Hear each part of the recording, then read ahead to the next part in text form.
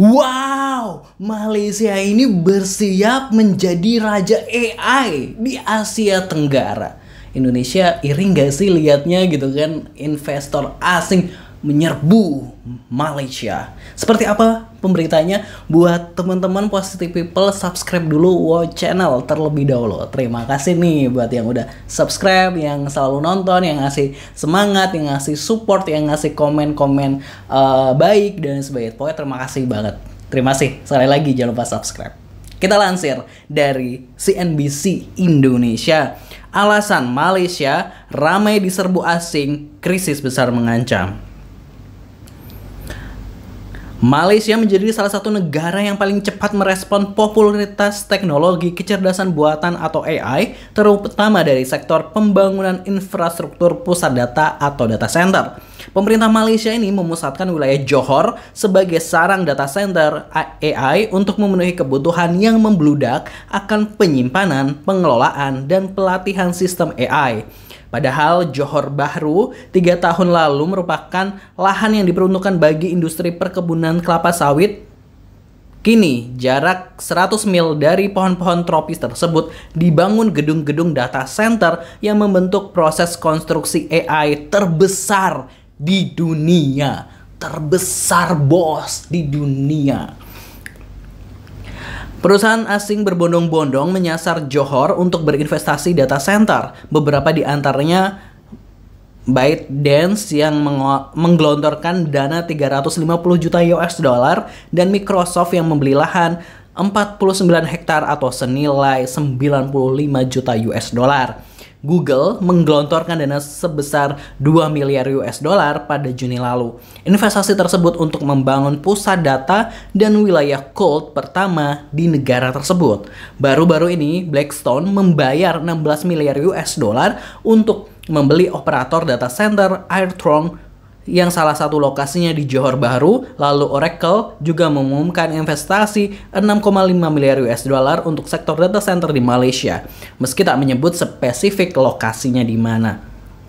Secara keseluruhan nih, investasi data center di Johor yang digunakan untuk AI dan komputasi cloud diestimasikan mencapai 3,8 miliar US dollar pada tahun ini menurut Maybank.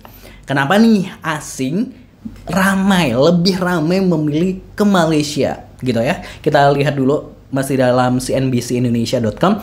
Jawabannya adalah kebutuhan yang membludak dari raksasa teknologi untuk melatih chatbot, mengembangkan mobil tanpa awak, serta adopsi teknologi AI lainnya secepat mungkin.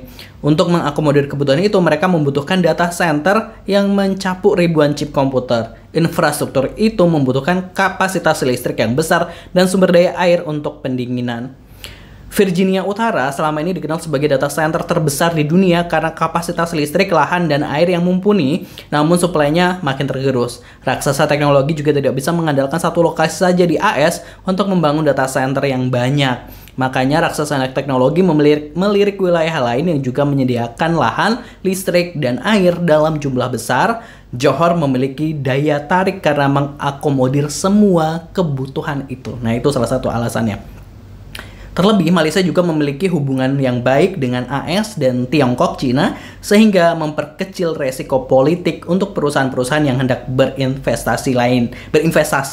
Faktor penting lainnya adalah lokasi yang dekat dengan perbatasan Singapura, yakni jalur kabel internet bawah laut paling padat di dunia. Itu salah satu alasan ya. Terus ini juga Malaysia ini bakal menggeser Singapura. Cellgame mengatakan banyak perusahaan yang sebelumnya membangun data center di Singapura karena interkonektivitas yang tersedia, namun pada 2019 Singapura yang padat populasi memberlakukan moratorium yang mempersulit pembangunan data center. Jadi ini kemungkinan akan banyak yang pindah ke Malaysia, yaitu di Johor gitu kan. Lalu bagaimana Indonesia? Ya Indonesia hanya melihat saja sepertinya gitu kan ya. Nah itu tadi gitu kan ya, maksud kayak ya selain itu juga mungkin pemerintahan di Malaysia juga dilihat politiknya stabil, kepastian hukum yang bagus, sehingga membuat investor asing ini percaya dengan pemerintahan Malaysia gitu kan. Nah ini buat teman-teman, ini anak-anak IT di Indonesia yang punya bakat dan lain sebagainya,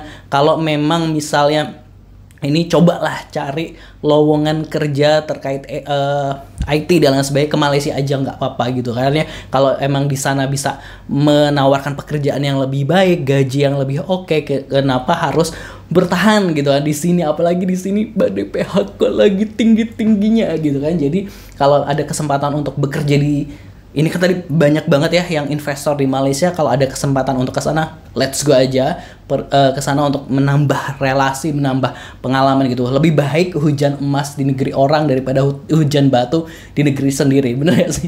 Gitu. Jadi ya mudah-mudahan warga negara Indonesia juga punya ahli-ahli gitu ya, yang memiliki keahlian atau kemarin kuliah di bidang-bidang yang terkait. Nah, itu bisa gas langsung ke sana. Pasti di sana juga pasti membutuhkan tenaga kerja terampil gitu ya. Buka peluang kesempatan kita untuk meraih apa yang kita ingin capai, misalnya kestabilan ekonomi buat diri kita sendiri dan lain sebagainya. Karena menurut gua gini, kita ini nggak bisa memilih di mana kita dilahirkan, bener nggak sih? Kita dulu nggak bisa milih, ya Allah ya Tuhan gue pengen jadi orang misalnya orang Eropa atau orang mana ketika kita dilahirkan. Tapi kan ya kita nggak bisa memilih kita lahir di mana gitu. Tapi kita ini warga dunia, jadi kita bisa memilih di mana nanti kita akan hidup, kita akan bekerja, kita akan tinggal, kita akan menghabiskan masa tua kita dan sebagainya. Nah, itu kita bisa memilih. Jadi kalau ada kesempatan untuk merubah nasib, merubah kehidupan menjadi lebih baik, ya kenapa enggak gitu kan ya. Itu aja. Mudah-mudahan Malaysia keren banget ini, udah bersiap-siap aja. Saya hanya bisa menonton gitu ya. Pokoknya tahniah buat Malaysia. Pastinya teman-teman jangan lupa subscribe channel terlebih dahulu. Terima kasih buat yang udah subscribe. Wassalamualaikum.